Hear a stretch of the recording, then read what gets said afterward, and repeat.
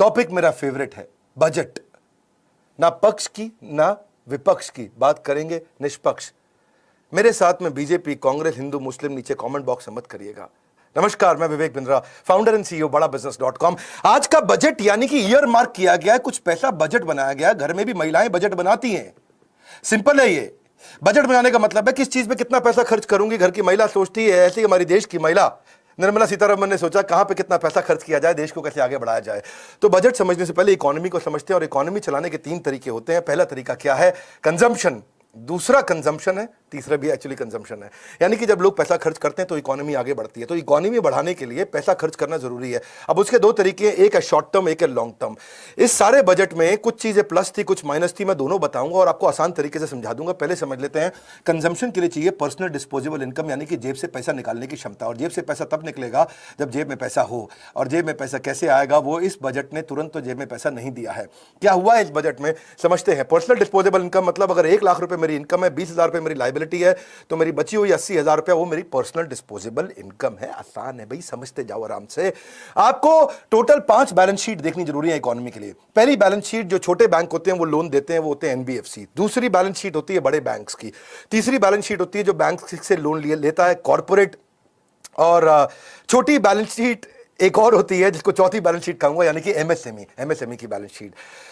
तो ये 4 balance sheet जब ठीक होती है तो 5वीं बैलेंस शीट हमारे भारत देश की भी ठीक होती है। उसके लिए आपको चाहिए 3 चीजें, एक एक्सपोर्ट, एक फॉरेन डायरेक्ट इन्वेस्टमेंट, बाहर से पैसा आए, एक्सपोर्ट यहां से माल बाहर बेचे तब दोबारा बाहर से पैसा आए, और तीसरा कंजम्पशन, यानी कि एक्सपोर्ट, एफडीआई, कंजम्पशन, ये 3 चीजें बढ़ती हैं। एक्सपोर्ट मतलब जब मैंने बेचा तो मेरे पास डॉलर आया, एफडीआई कोई बाहर से डॉलर लेकर के आया, और कंजम्पशन जब बहुत डॉलर आया तो खर्च करके दिखाया। ये 3 बातें होती हैं।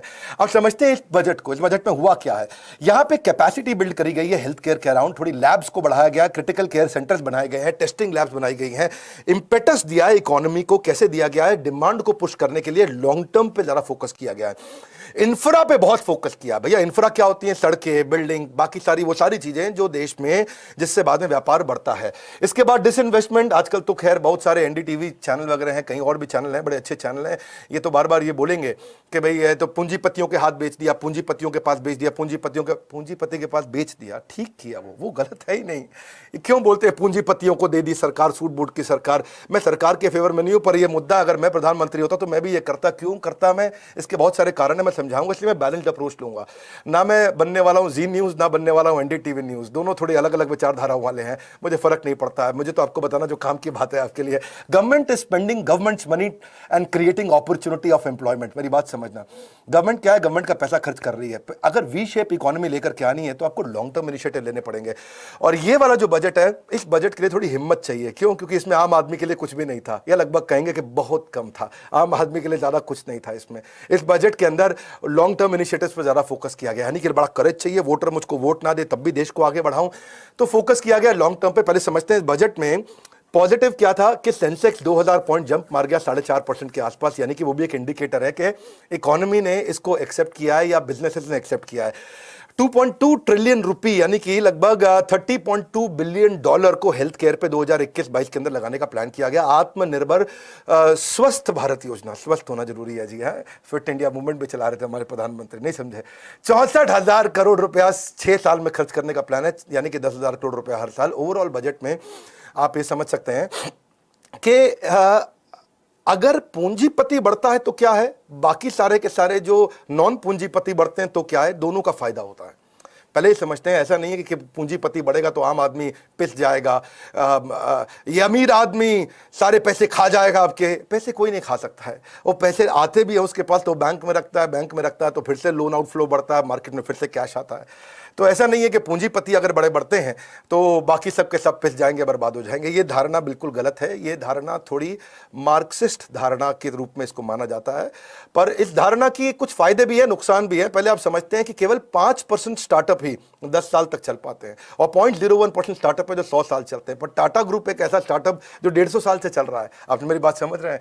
तो वो भी तो पूंजीपति एक तरह से। तो वो आज टाटा ग्रुप की 100 कंपनियां 100 से ज्यादा देशों में काम कर रही हैं, और उनकी 28 कंपनी पब्लिक लिस्टेड है। अगर टाटा ग्रुप आगे बढ़ता है तो देश भी आगे बढ़ता है। 7th लार्जेस्ट प्राइवेट कंपनी है पूरे पृथ्वी की ये टाटा ग्रुप। इसकी जो कंबाइंड मार्केट कैप है वो $160 बिलियन से ज्यादा था पिछले साल, इस समय और ज्यादा होगा। यानी कि 67% इनका जो रेवेन्यू इंटरनेशनल ऑपरेशन से आ रहा है। तो जब पूंजीपति बढ़ते हैं तो भी देश आगे बढ़ता है। आज आप देखेंगे कि पूरे के पूरे बॉम्बे स्टॉक एक्सचेंज का जो टोटल मार्केट कैप है उसका 6% से ज्यादा तो अकेला टाटा ग्रुप का है, वो 4% जीडीपी को कंट्रीब्यूट करता है। आप पूंजीपति से पहले समझते हैं ताकि आपको पूरा पिक्चर समझ में आए। तो फायदे नुकसान दोनों बताऊंगा, फिर से बता रहा हूं, नीचे कोई हिंदू मुस्लिम नहीं और साथ में कोई भी कांग्रेस बीजेपी भी नहीं करना मेरे साथ। आज ये समझिए देश का 2.25% टैक्स केवल टाटा ग्रुप देता है। इसका मतलब क्या हुआ, आसाम, हिमाचल प्रदेश, उड़ीसा और गोवा मिला के जितना टैक्स कलेक्ट करते हैं उतना टाटा ग्रुप अकेला देता है। अब अगर देखें कि इसमें शॉर्ट टर्म में इस बजट में क्या फायदे हुए, पहले ये समझते हैं शॉर्ट टर्म फायदे क्या है। शॉर्ट टर्म फायदे ये कि 35,000 करोड़ रुपया कोरोना वैक्सीन के लिए लगा दिया। हमारे यहाँ जो कोविड के केसेज अमेरिका के बाद सेकंड हाईएस्ट थे, तो टोटल हेल्थ केयर बजट इस समय 2.25 लाख करोड़ के नजदीक ला दिया, यानी कि 2,16,000 करोड़ के आसपास, जो पिछले साल 94,000 करोड़ था, यानी 135% बढ़ा दिया। चलो ये तो आपने अच्छा किया, निर्मला सीतारमण जी आपको बधाई हो। 75,000 आपने ग्रामीण हेल्थ केयर सेंटर की बात करी, आपको बधाई हो। 602 जिलों के अंदर आपने क्रिटिकल केयर हॉस्पिटल खोलने का प्लान किया। 17 पब्लिक हेल्थ यूनिट का भी आपने प्लान किया, बायो लैब्स का प्लान किया। और इंडिया में 4 प्रकार की वैक्सीन आ रही हैं। मेरा इसमें विचार क्या, मेरा यह है कि इससे जब चीज़ें ठीक होंगी तो ट्रैवल टूरिज्म इंटरनल बढ़ेगा, एंटरटेनमेंट बढ़ेगा, बिजनेस में कॉन्फिडेंस आएगा और गवर्नमेंट हेल्थ केयर को अफोर्डेबल और एक्सेसिबल बना रही है। पर ओवरऑल अगर इसको देखें तो ये बजट एम्प्लॉय से ज्यादा एंटरप्रेन्योरशिप पे काम किया है, ये बात तो सच है। यानी कि अच्छा, इसमें एक हिस्सा ये है कि एंटरप्रेन्योर बढ़ता है तो एम्प्लॉय अपने आप बढ़ जाएगा। जब एंटरप्रेन्योर कमाएगा तो वो ज्यादा एम्प्लॉय रखेगा, ज्यादा एम्प्लॉय रखेगा तो ज्यादा एम्प्लॉय को तनख्वाह मिलेगी। इसमें उन्होंने डिस्प्यूट रेजोल्यूशन कमेटी भी बना दी है कि अगर एंटरप्रेन्योर टैक्स नहीं दे पा रहा तो उसको कैसे मदद किया जाए। पर एम्प्लॉय को ओवरऑल मदद नहीं है, लेकिन अभी अर्जेंट फायदों की बात कर रहे हैं, नुकसान अभी बताते हैं आपको। एनआरआई के लिए भी इन्होंने अच्छा कर दिया कि ओपीसी का मतलब क्या होता है, ओपीसी का मतलब होता है 1% कंपनी, एक ऐसा 1% जो आएगा बिना किसी डायरेक्टर के, को फाउंडर के, अपनी कंपनी यहां से चालू कर देगा। पहले उसके लिए 6 महीने उसको रेजिडेंसी चाहिए थी, उसको 4 महीने कर दिया और 1% अपनी रिस्ट्रिक्शन हटा दी है पेड अप कैपिटल की या टर्नओवर नॉर्म्स की, तो 1% अपने आप सीधा अपनी कंपनी चालू करेगा। उसका भी बड़ा फायदा है, दुनिया भर से लोग आएंगे इंडिया में आके कंपनी चालू करेंगे, उसका फायदा होगा। दूसरा, डिसइन्वेस्टमेंट किया, ये भी ना, इसके फायदे नुकसान लोग दोनों बताते हैं, मैं इसका फायदा ही बताऊंगा आपको। 2.25 लाख करोड़ रुपए का इन्होंने टारगेट रखा है। इन्होंने टैक्स पेयर पे प्रेशर नहीं डाला कि भैया मुझको और टैक्स दो, मेरा कोरोना में पैसा लग गया, मुझे किसान के लिए कुछ करना है मुझे, तो टैक्स पेयर को उन्होंने कहा तुम ऐसे ही रहो, तुमको नहीं छेड़खानी करेंगे। इन्होंने क्या किया, डिसइन्वेस्टमेंट का मतलब क्या है, या गवर्नमेंट आईपीओ भी लेके आएगा, एलआईसी का, BPCL, shipping corporation, container corporation of India, IDBI, Nilachal इस्पात, पवन हंस, एयर इंडिया, इन सबको डिसइन्वेस्टमेंट का मतलब थोड़ा बेचेंगे, इसमें प्राइवेटाइजेशन लेकर के आएंगे। इससे क्या होता है, फिस्कल डेफिसिट घटता है। फिस्कल डेफिसिट समझा दें आपको साधारण भाषा में, अपने पास जब एक्सपोर्ट ज्यादा होता है तो बाहर से डॉलर आता है, और जब इंपोर्ट ज्यादा होता है तो डॉलर बाहर चला जाता है। हमारे पास डॉलर ज्यादा होना चाहिए, जब डॉलर ज्यादा होता है तो डॉलर के मुकाबले रुपए की मजबूत कीमत हो जाती है, तेल सस्ता मिलता है, पूरी की पूरी इकोनॉमी आगे बढ़ती है और देश बड़ा मजबूत समृद्ध होता है। तो फिस्कल डेफिसिट को घटाने के लिए डिसइन्वेस्टमेंट, यानी कि जो कि नॉन परफॉर्मिंग एसेट है उसको बेच देना ठीक है, कोई गलत नहीं है। अगर आपके पास रेलवे की बहुत जमीन पड़ी है और खाली है, उसे कोई फायदा नहीं हो रहा, तो उसे बेच देना चाहिए। उसको बेचने से ऐसा नहीं है पूंजीपतियों को बेच दिया, देश नहीं, वो हमारे देश के लोगों को मिल रहा है, वो उस पर बिजनेस करेंगे, पैसा कमाएंगे, उसमें और एम्प्लॉयमेंट जनरेट होगा और टैक्स आएगा तो देश आगे बढ़ता है। इसलिए एक प्रकार का विचारधारा मत समझिए, बैलेंस अप्रोच को समझिए। जब बैलेंस अप्रोच समझेंगे तो आपको सही समझ आएगी। कोई न्यूज़ चैनल कोई कहानी सुनाता है, कोई न्यूज़ चैनल कोई कहानी सुनाता है, मैं किसी की निंदा नहीं कर रहा, हर एक की अपनी विचारधारा है, पर मैं आपको बैलेंस अप्रोच देना चाहता हूं। फिर इन्होंने और अच्छी चीजें करी हैं, जैसे परफॉर्मेंस लिंक्ड इंसेंटिव स्कीम्स लेके आए। ये थोड़ा टेक्निकल हो जाएगा, पीएलआई स्कीम्स हैं कि भाई जो परफॉर्म अच्छा करेंगे उनको इंसेंटिव देंगे। पर मैं थोड़ा इजी चीजें बात करता हूं। जो डायरेक्ट टैक्स है, डायरेक्ट टैक्स में आईटीआर में इन्होंने 75 साल से उम्र जिसकी ज्यादा है उसको बोला टैक्स भरने की जरूरत नहीं। पर मेरा मानना है इससे कोई बहुत ज्यादा फायदा नहीं होगा, क्योंकि जो 75 साल की उम्र से ज्यादा के लोग हैं, ऐसे लोग ही देश में 10-20 हजार होंगे जो कमा रहे होंगे और उनको टैक्स का बेनिफिट दिया, तो ये तो एक आई वॉश है। इसमें तो मैं सरकार की कोई बहुत तारीफ नहीं करना चाहूंगा। और इन्होंने एक चीज अच्छा किया कि जो पुराने केसेस हैं जिसमें टैक्स की दिक्कतें थी, वो 3 साल से पुराने केसेस को, जो 50 लाख से कम यानी कि बहुत छोटे थे, जिन्होंने गलतियां ही करी होंगी, ये कोई ऑर्गेनाइज टैक्स फ्रॉड नहीं थे। अब एक चैनल को मैं सुन रहा था, वो कहता है ओहो हो सरकार तो चोरों के साथ में खड़ी हो गई, ओहो हो सरकार तो जो टैक्स की चोरी कर रहा है उसके साथ खड़ी हो गई। ऐसा नहीं है। जिस बेचारे का टोटल आमदनी 50 लाख से कम 10 साल का, वो क्या कोई ऑर्गेनाइज टैक्स फ्रॉड नहीं करता, वो छोटा बिजनेस में बेचारे से गलतियां हुई होंगी। सरकार ने बोला 3 साल पुरानी गलती है तो चलो हम भी भूल जाते हैं। इससे क्या है, एक और कॉन्फिडेंस बिल्ड होता है, वो भी बहुत जरूरी है। और फिर उन्होंने क्या किया कि भाई को पहली बार मकान खरीद रहा है और अगर अफोर्डेबल मकान खरीद रहा है तो जो 1.5 लाख रुपए तक का इंटरेस्ट वो टैक्स में डिडक्ट कर सकता है। चलो वो बड़ा फायदा हो गया कि आपको सीधा सीधा जो है इनकम टैक्स में छूट नहीं दी तो इस तरह से छूट दे दी। तो ये एक चलो ठीक है, कोई बात बनती है, लेकिन कुछ चीज़ें नेगेटिव भी हुई हैं जो कि अभी तुरंत में अच्छी होनी चाहिए थी, वो नहीं हुई। अब जैसे अरविंद केजरीवाल साहब कहते हैं कि केवल निजी कंपनियों को फायदा बढ़ाने के लिए बजट है, आम जनमानस की समस्याओं को बढ़ाने के लिए बजट है। अखिलेश यादव कहते हैं किसानों का नुकसान किया।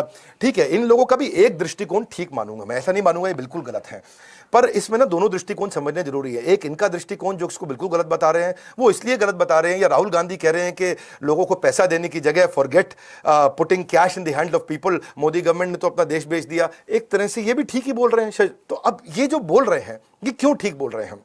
ये इसलिए ठीक बोल रहे हैं कि आम आदमी को, जिसकी बेचारे की नौकरी गई है, जिसकी तनख्वाह कम हुई है, उसको सीधा सीधा फायदा नहीं पहुंचाया है सरकार ने। ऐसा नहीं बोला कि तुम्हारा टैक्स और माफ कर देते हैं, तुमको इंटरेस्ट फ्री लोन दे देते हैं, या तुमको हम ये बेनिफिट दे देते हैं, या तुमको हम फ्री में पैसा घर में पहुंचा देते हैं। ये नहीं किया है सरकार ने इस बार। तो ये नॉर्मली सरकारें तब करा करती हैं जब वोटिंग का टाइम आ जाता है, इलेक्शन का टाइम आता है। अब इलेक्शन का टाइम नहीं है, सरकार ने लॉन्ग टर्म इनिशिएटिव्स पर ज्यादा फोकस किया है। तो इसलिए मैं कहूंगा कि ये राहुल गांधी जी, अखिलेश यादव जी, अरविंद केजरीवाल जी, इनकी बात भी पूरी तरह गलत नहीं मानूंगा मैं। इनकी बात को भी मैं कुछ तवज्जो और कुछ वजन देना चाहता हूं। पर दूसरी तरफ मैं एक चीज को और दिक्कत मानता हूं, गलत मानता हूं, जिसमें देखने में अच्छी लगती है कि सेंट्रल यूनिवर्सिटी इन्होंने ले में बनाई, कुछ थोड़ा एजुकेशन पे इन्होंने बात किया, एजुकेशन सेक्टर को 2% दे रहे हैं जीडीपी का। लेकिन अगर ध्यान से देखा जाए, जो मुझे दुख लगा वो ये है कि पिछले साल 99,000 करोड़ एजुकेशन का बजट था, इस साल 93,000, यानी कि 6,000 करोड़ कम कर दिया। एजुकेशन का बजट और बढ़ाना चाहिए था, उसको उन्होंने कम किया, वो मुझको पर्सनल लेवल पे ठीक नहीं लगा। डिजिटल लर्निंग का स्पेंड जो है वो इन्होंने 300 करोड़ से 650 करोड़ किया, यानी कि उसको डबल किया। पर मेरा ऐसा मानना है कि उसको बहुत ज्यादा बढ़ाया जाना चाहिए था। मैं इस पर टिप्पणी अपनी दूंगा। बजट एलोकेशन एजुकेशन का इन्होंने जो 6,000 करोड़ कम किया, या special plan increasing higher education enrolment India में जो है नहीं बनाया, उसको लेकर के मैं दुखी हूं। इनको जीएसटी घटाना चाहिए था एजुकेशन के ऊपर। आज एडटेक के अंदर, टेक्नोलॉजी बेस्ड एजुकेशन के अंदर जीएसटी 18% है, उसको 5% कम करना चाहिए था। 2021 का जो बजट है उसमें एजुकेशन को अफोर्डेबल बनाने पे कोई खास काम नहीं किया गया। डिजिटल लर्निंग 8 गुना बढ़ी है, मेरी बात सुन लीजिए, कोविड के कारण डिजिटल लर्निंग 8 गुना बढ़ी है, और तो उसका एक्सपेंडिचर भी कम से कम 16 गुना बढ़ना चाहिए था, to remain ahead of the curve. लेकिन उन्होंने केवल 2 गुना बढ़ा है, मुझे लगता है 16 गुना बढ़ाना चाहिए था। जबकि नरेंद्र मोदी कह रहे थे कि startup in India today are the MNCs of tomorrow, तो स्टार्टअप से बहुत अच्छा काम नहीं हुआ। मैं आपको ऐसे समझाता हूं कि डिजिटल कंजम्पशन बहुत बढ़ गया है। आज एंटरप्रेन्योर्स को बढ़ाने के लिए और काम किया जाना चाहिए था, विशेष रूप से स्टार्टअप्स के लिए। उसके लिए एक्सेलरेटर्स, इंक्यूबेटर्स बढ़ाने चाहिए थे, उस पर पैसा लगाना चाहिए था। आराम से बात को समझते जाइए, मेरे साथ बने रहिए, मजा आ जाएगा। आपकी ना लर्निंग को बढ़ाना ही हमारे चैनल का काम है, और मैं एक से बढ़कर एक पावरफुल वीडियो दे रहा हूं। आज लाइव दे रहा हूं, वरना पोस्ट प्रोडक्शन के बाद देता हूं। 17 मिलियन इस समय स्टार्टअप्स हैं टोटल देश के अंदर। 17 मिलियन का मतलब क्या होगा नहीं समझ आता हूं। 13 मिलियन आप एमएसएमईज मान लो, जिसमें 6.5 करोड़ रजिस्टर्ड है, 6.5 करोड़ अनरजिस्टर्ड है, और 17 करोड़ ऐसे हैं जो बनने वाले हैं स्टार्टअप। उन स्टूडेंट्स के लिए जो अब अपना बिजनेस शुरू करने वाले हैं, कोई खास काम नहीं किया गया। देश में इस समय 4,500 एडटेक स्टार्टअप्स हैं, एक हमारा भी है। शिक्षा पर जितना कम टैक्स हो उतना अच्छा है, क्योंकि फायदा आम आदमी को होगा। जब आम आदमी को टैक्स कम देना पड़ेगा शिक्षा पे, तो उससे नेचुरली बहुत ग्रोथ आती है। आज क्यों एडटेक के ऊपर फोकस किया जाना चाहिए, क्यों किया जाना चाहिए, आप मेरे को समझ रहे हैं क्यों किया जाना चाहिए? इसलिए किया जाना चाहिए क्योंकि 760 मिलियन यानी कि 76 करोड़ लोग इंटरनेट यूजर्स होने वाले हैं इंडिया के। ट्राई का ऐसा मानना है, ट्राई मतलब जो टेलीकॉम रेगुलेटरी अथॉरिटी है, जो टेलीकॉम को रेगुलेट करती है, उनके पास असली डेटा है। वो कहते हैं 76 करोड़ लोग इंटरनेट यूजर हो जाएंगे एक साल के अंदर। अगर 76 करोड़ इंटरनेट यूजर हैं, तो क्यों नहीं इंटरनेट यूजर्स के लिए आप पढ़ाई को और अफोर्डेबल बनाएं? देखो, इसके लिए ना ये समझना पड़ेगा कि इससे पिछले साल केवल $400 मिलियन का इन्वेस्टमेंट हुआ था एडटेक में। इस साल लगभग $2.25 बिलियन का हुआ है इन्वेस्टमेंट। यानी कि एडटेक में दुनिया इंडिया में पैसा लगाना चाहती है। आप अगर इस पर टैक्स कम कर देते हैं, इसको और अफोर्डेबल बना देते, तो और लोग आना चाहते थे। कॉर्पोरेट के लिए कोई ना कोई तरीका निकल आता है, नीचे स्किल बिल्डिंग के लिए तरीका निकल आता है, जो बीच में एमएसएमई है, जो छोटा व्यापारी है, उस पर इसलिए फोकस बहुत ज्यादा होना चाहिए था। आपने किया भी, उनमें कुछ चीजें बताऊंगा। जीएसटी कम करने से निवेश बढ़ेगा, गांव गांव तक शिक्षा पहुंचेगी, भारत की शिक्षा का स्तर बढ़ेगा, डिजिटल रूप से देश जागरूक होगा, और तभी हमारा सपना भी साकार होगा। अब आप करते हैं डायरेक्ट टैक्स की, जो मैंने बताया कि भाई इन हैंड सैलरी पे आपके कोई असर नहीं आया। लोगों ने सोचा था कि हमारी टैक्स को कम किया जाएगा, लेकिन टैक्स स्लैब पे कोई फोकस नहीं किया गया। फोकस किया गया लॉन्ग टर्म इकोनॉमी पे, और ईज ऑफ स्टार्टिंग बिजनेस में चलते हैं, थोड़ा उसके बारे में भी बात करते हैं। जिसको नया बिजनेस शुरू करना है, उसमें सिंगल विंडो सिस्टम पे निर्मला सीतारमण जी को बात करना चाहिए था, उस पर कोई खास बात हुई नहीं है। मेरा ऐसा मानना है कि ईज ऑफ डूइंग बिजनेस तो ठीक है, चलो आज हम 63वीं रैंक पे आ गए 190 देशों में, ईज ऑफ डूइंग बिजनेस। लेकिन दूसरी तरफ है ease of starting business, business शुरू करने के लिए आज भी हम लोग 130वीं रैंक के पीछे चल रहे हैं, पूरी दुनिया में बहुत पीछे हैं। मैं ये उदाहरण कई बार दिया है कि रेस्टोरेंट खोलने के लिए दिल्ली के अंदर 45 डॉक्यूमेंट चाहिए, जिसमें 26 लाइसेंस दिल्ली पुलिस देती है आपको, और बंदूक खरीदने के लिए केवल 19 डॉक्यूमेंट चाहिए। यानी कि देश में दिल्ली के अंदर रेस्टोरेंट खोलना ज्यादा मुश्किल है, बंदूक खरीदना आसान है। आप बंदूक खरीदवा लो और बिजनेस ना खुलवा पाओ तो इसको क्या बोलेंगे? ईज ऑफ स्टार्टिंग बिजनेस आज भी कमजोर है, उस पर काम करना चाहिए। आपने 1% कंपनी पर काम किया, मैं आपकी अच्छाई की भी बात करूंगा, वो अच्छा किया आपने। स्टार्टअप के लिए आपने 1 साल का टैक्स हॉलिडे दिया, मुझको लगता है 5 साल का टैक्स हॉलिडे देना चाहिए था, उस पर और काम करना चाहिए, क्योंकि स्टार्टअप बढ़ेंगे। क्योंकि प्रधानमंत्री मोदी आप ही तो कह रहे थे कि देश का आज स्टार्टअप है वो आगे चल के एमएनसी बनने वाला है, तो आज के स्टार्टअप को मजबूती देनी चाहिए थी। उससे टैक्स कमाने से ये नहीं है कि देश आगे बढ़ेगा, देश अगर फ्यूचर आपने लॉन्ग टर्म इनिशिएटिव लिया तो ये भी लेना चाहिए था। तीसरा, मैं मानता हूं कि हेल्थ केयर पे आपने काम किया, हेल्थ केयर इंश्योरेंस पे भी कर देते। क्यों नहीं ऐसा बोलते कि जो भाई एयरटेल है, वोडाफोन है और क्या नाम है जियो है, उनके साथ में लोगों से आप बोलते कि साल का 90 रुपया दे दो आप साथ में, इंटरनेट के बिल के साथ में ही, मोबाइल के बिल के साथ साल का 90 रुपए देते और उसको इंश्योरेंस कंपनी को दे देते, या 90 रुपए महीना देते, 1000 रुपया साल का हो जाता, इंश्योरेंस कंपनी को दे करके हर आदमी जो मोबाइल यूज करता है वो अपने आप इंश्योर्ड हो जाता है, उसका अपने आप मेडिकल इंश्योरेंस साल का 1000 रुपया देकर छोटा मेडिकल इंश्योरेंस 1 लाख 2 लाख रुपए का हो जाता। ये छोटे छोटे इनिशिएटिव है जो लिए जाने चाहिए थे। इंपॉर्टेंट बात यह है कि एमएसएमई को फॉर्मल बनाना चाहिए था। एमएसएमई को फॉर्मल बनाने के लिए आप उनकी रजिस्ट्रेशन पे काम करें, क्योंकि अगर रजिस्ट्रेशन नहीं हो रहा है एमएसएमई का, वो कच्चे में काम करता है तो टैक्स चोरी होती है, आपको टैक्स उससे ज्यादा मिलता है। 6.5 करोड़ छोटे व्यापारी जो रजिस्टर नहीं कर रहे, उसको रजिस्टर कराने पे इनिशिएटिव लिया जा सकता था। मुझको लगता है ये भी एक एरिया नेगेटिव है जहां पे काम किया जा सकता था, क्योंकि जब तक टैक्स की चोरी होती है, करप्शन बढ़ता है। अगर आप रजिस्टर करा दें उनको किसी प्रकार से, उस पर पैसे लगाते तो ज्यादा 6.5 करोड़ व्यापारी आज रजिस्टर करते, कच्चे में काम ना करते, पक्के में करते, तो करप्शन नहीं बढ़ता, उनको लोन भी मिल जाता है। जब उनको लोन चाहिए क्योंकि वो पक्के में काम कर रहे हैं, कच्चे में करता है तो उसको लोन भी नहीं मिलता है। आसान भाषा में और समझते जाइए, बहुत मजा आएगा। आज आप ये देख सकते हो हमारे साथ, मजे की बात क्या है कि हालांकि ये सारी चीजें पॉजिटिव लगती हैं, लेकिन अच्छा एक चीज और बता देता हूं मैं आपको, जैसे जैसे याद आता जा रहा है, क्योंकि मुझे ऐसा लगता है जब मैं भागता हूं ना तो मेरे बॉडी से पसीना नहीं निकलता, कंटेंट ही निकलता। मैं इतना जल्दी जल्दी बोलता हूं और आप भी नोट्स बनाते जाइए अगर आपको मजा आ रहा है तो। कैपिटल गेन के एग्जेम्पशन पे आपने 31 मार्च 2022 तक का बेनिफिट दिया, मुझको लगता है ये और दिया जा सकता था। यानी कि जैसे कोई बाहर से इन्वेस्टमेंट लेके आ रहा है, एक कंपनी जो आज 10 करोड़ की है, जब वो 100 करोड़ की हो जाती है तो आपने कहा कि ठीक है उस पर जो टैक्स लगने वाला, यानी कि 90 करोड़ पर अगर 30% टैक्स लग जाएगा तो बहुत पैसा टैक्स का देना पड़ता है, इसलिए इन्वेस्टर वहां जाना चाहता है जहां पे टैक्स का उसको बेनिफिट मिल जाए। तो ऐसी जगह पे जहां पे स्टार्टअप का अगर कैपिटल गेन हो रहा है तो उसमें इन्वेस्टमेंट पर टैक्स कम करना चाहिए था। आपने 1,500 करोड़ रुपया लगाया, उसके लिए मैं आपको बधाई देता हूं। आपने डिजिटल मोड पेमेंट के लिए जिसमें अपनी फिनटेक कंपनी जाती है, यानी कि टेक्नोलॉजी बेस्ड फाइनेंस, उसको आपने बेनिफिट दिया। लेकिन अगर आप इजराइल से सीखें, डेलावेयर से सीखें, तो इनका बहुत ज्यादा स्टार्टअप को लेकर टैक्स फ्रेंडली हैं ये लोग। इजराइल में तो हालांकि ऐसा है कि मेरे को मौका लगे तो मैं तो बहुत चर्चा करना चाहूंगा इसके ऊपर। इजराइल का जो पॉलिसी है वो ये है कि भैया आप स्टार्टअप हो, हाँ मैं स्टार्टअप हूं, अच्छा फिर क्या करना है, हमको भैया 5 करोड़ रुपए दे दो, हम बिजनेस शुरू करना चाहते हैं। सरकार कहती है ले लो 5 करोड़ रुपया। अब सरकार कहती है तू सफल हो गया तो टैक्स ले लेंगे, तू विफल हो गया तो तुझे कर्जा वापस चुकाने की जरूरत नहीं है। क्या ठीक सुन रहे हो? सुनो मेरी बात, अगर तू सफल हो गया तो टैक्स दे दियो, विफल हो गया तो 5 करोड़ रुपए वापस चुकाने की जरूरत नहीं। इसलिए क्या वहां पे स्टार्टअप बहुत तेजी से हो रहे हैं। यहाँ पे क्या है, सरकारी नौकरी के लिए लोग पीछे भाग रहे हैं, तो थोड़ा बेसिकली इंटरनेशनल बेस्ट प्रैक्टिसेस को हमारे को देखना चाहिए। अब अगर हम देखें कि क्या चीज पॉजिटिव आपने करी थोड़ी और, वो भी देखते हैं। मैंने नेगेटिव काफी बताई इस बजट के बारे में। पॉजिटिव ये है कि आपने 15,700 करोड़ रुपया, जो कि पिछले साल के मुकाबले डबल है, वो आपने एमएसएमई के लिए लगाया, इन्वेस्ट किया। 3 लाख करोड़ रुपए का इमरजेंसी क्रेडिट लाइन भी आपने लगाया आत्मनिर्भर भारत के लिए, वो अच्छा लगा। बैंकिंग को आपने रिवाइवल करने के लिए 20,000 करोड़ रुपए लगाया, क्योंकि बैंक अच्छे होते हैं तो चीजें अच्छी होती ही हैं। उदय कोटक का कहना है कि ये वाला जो बजट है वो हेल्थ केयर, इंफ्रास्ट्रक्चर और फाइनेंशियल रिफॉर्म का बजट है। मैं सहमत हूं आपसे उदय कोटक जी। आप जो, क्योंकि जब पैसे का आउटफ्लो होता है, जो सरकार ने बड़ा आउटफ्लो किया है, इससे इकोनॉमी को बूस्ट होता है। तुरंत असर नहीं आएगा पर 1 साल में असर दिखाई पड़ता है। तो जिसकी तनख्वाह तुरंत कटी थी उसको बेनिफिट चाहिए था, उसको बेनिफिट नहीं है, ये बात सच है। बैंकिंग और एनबीएफसी जब इंप्रूव होंगे तो ही वो लोन और दे पाएंगे। जब वो और लोन देंगे तो लोग पैसा लेंगे, जब पैसा लेंगे तो बिजनेस बढ़ेगा, जब बिजनेस बढ़ेगा तो एम्प्लॉयबिलिटी बढ़ेगी, एम्प्लॉयबिलिटी बढ़ेगी तो पैसा आएगा, पैसा आएगा तो खर्च होगा। जो मैंने क्या बताया, कंजम्पशन कंजम्पशन कंजम्पशन, इस वीडियो के शुरुआत में। ये मेरा फेवरेट टॉपिक है, मैं खुल के बात करूंगा, आपको मजा आने वाला है। आत्मनिर्भर भारत पैकेज, इन्होंने 2.27 लाख करोड़ का इन्होंने पैकेज लिया ताकि ये स्ट्रक्चरल रिफॉर्म्स लेकर के आ सकें। फॉरेन डायरेक्ट इन्वेस्टमेंट इंश्योरेंस में आप लेके आए, मेडिकल इंश्योरेंस की कमी छोड़ी है, मैं बता चुका हूं, लेकिन आप लेकर के आए 49% से 75% ले आए, वो अच्छा है। इसे इंश्योरेंस की और कंपनी लाएंगी और पैसा इन्वेस्ट करेंगे। और गवर्नमेंट ने फिनटेक के लिए बड़ा अच्छा काम किया है। गुजरात के अंदर एक फिनटेक सिटी जिसको बोलते हैं गिफ्ट, गिफ्ट का मतलब है गुजरात इंटरनेशनल फिनटेक सिटी, तो वो बड़ा अच्छा आपने इनिशिएटिव लिया है। तो इंफ्रास्ट्रक्चर इन्वेस्टमेंट कैपिटल एक्सपेंडिचर जिस पे आपने काम किया उससे हमारे को खुशी हुई। 5.5 लाख करोड़ का आपने कैपिटल एक्सपेंडिचर इंफ्रास्ट्रक्चर पे रखा है, जो कि पिछले साल के 4.39 लाख करोड़ के मुकाबले काफी ज्यादा है।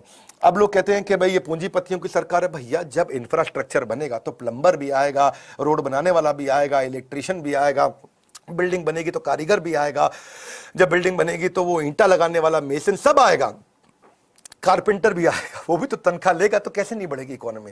ऐसा नहीं है, पूंजीपति के बढ़ने से ऐसा नहीं होता है कि इकोनॉमी नहीं बढ़ती है, बढ़ती है। पूंजीपति ये नहीं है कि पैसा खा गया, पैसा खा गया। क्या ब्रेकफास्ट में नोट खाता है वो 2000 रुपए के? हाँ, ऐसा नहीं होता है। तो पहले समझिए कि पूंजीपति बढ़ने से भी देश बढ़ता है और देश में गरीब के बढ़ने से भी देश बढ़ता है। ये दोनों उपाय हैं। एक उपाय यहां से है कि जब आप टॉप को एम्पावर करके पूरे के पूरे मिडिल और बॉटम को एम्पावर कर दो, या मिडिल को एम्पावर करके टॉप और बॉटम को एम्पावर कर दो। जब केवल बॉटम को एम्पावर कर दोगे तो पैसा खर्च कर देगा, वो ग्रो नहीं कर पाता है।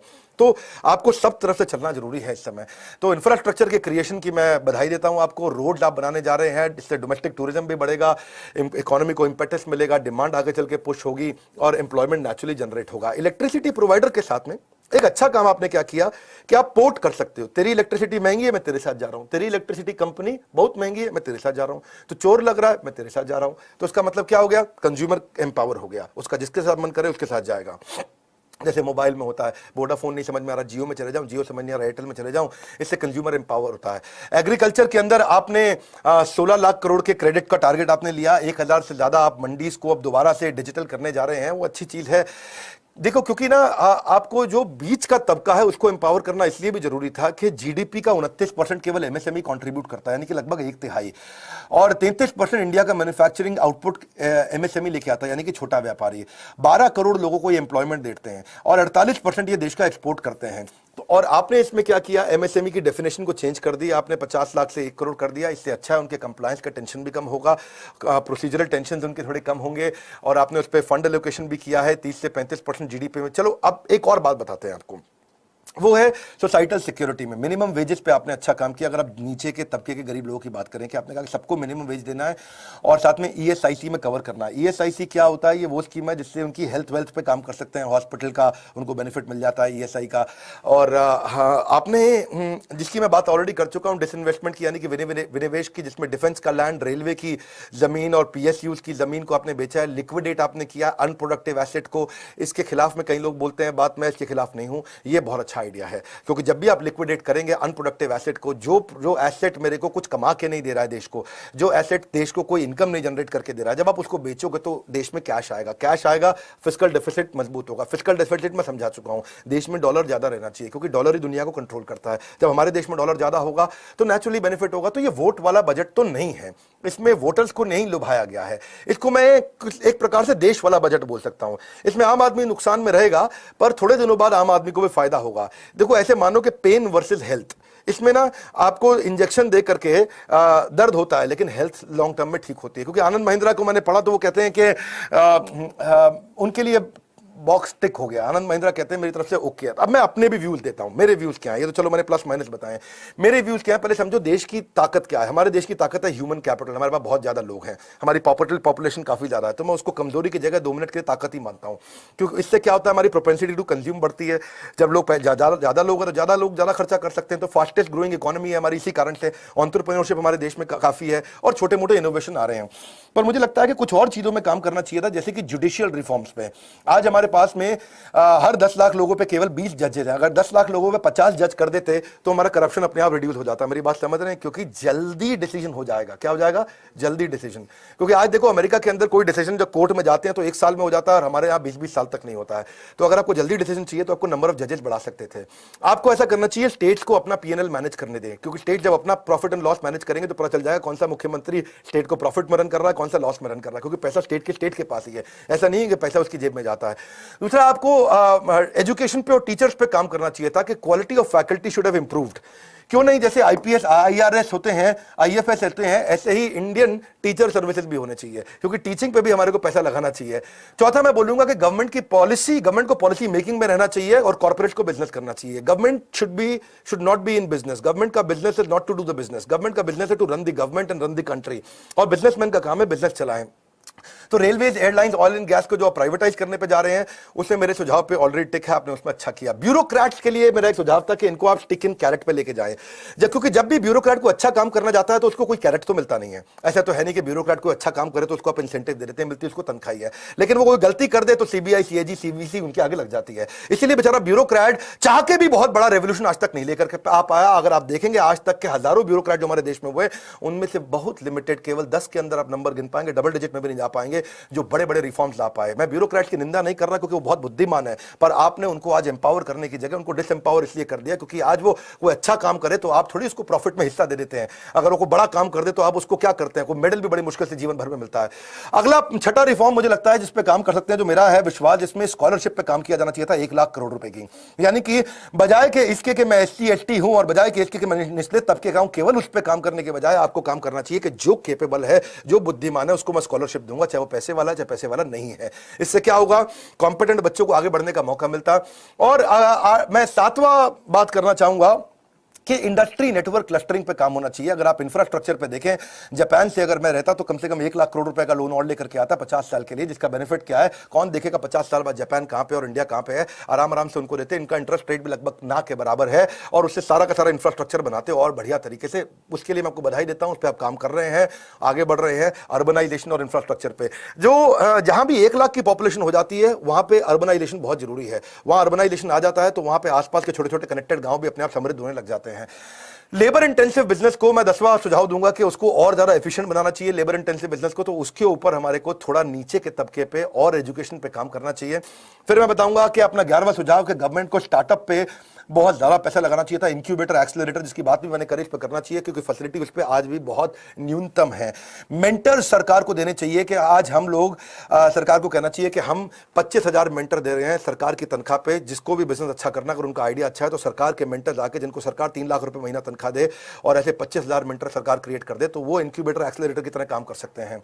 इसीलिए मेरा मानना है कि आपको अपने लीडर्स वाइजली चूज करने चाहिए। चंद्रगुप्त मौर्य ने चाणक्य को चूज किया था और आपको भी पुराना भारत ही हमारे को आगे लेके जाता है, जहां पे भगवत गीता में वैल्यूज, प्रिंसिपल्स और मोरालिटी सिखाती हैं। बहरहाल आपके लिए क्या है, आपके लिए 2 बातें हैं, एक faster adoption to new technology, faster adoption to new process, तभी आप आगे बढ़ सकते हैं, तभी इकोनॉमी भी वी शेप में आएगी। मेरे को और आपको आगे बढ़ना पड़ेगा। इसलिए मैं भी इनिशिएटिव ले रहा हूं ताकि लोग फास्टर अडैप्टेशन कर सकें टेक्नोलॉजी को भी और नए प्रोसेस को भी।